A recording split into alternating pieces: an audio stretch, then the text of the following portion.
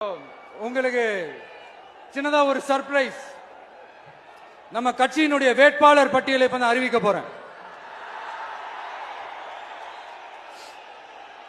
மதுரை கிழக்கு வேட்பாளர் விஜய். இன்னும் முடிக்கல ஒரு நிமிஷம், இன்னும் முடிக்கல. மதுரை மேற்கு வேட்பாளர் விஜய். மதுரை மத்தி வேட்பாளர் விஜய். மதுரை தெற்கு வேட்பாளர் விஜய். மதுரை வடக்கு வேட்பாளர் விஜய்.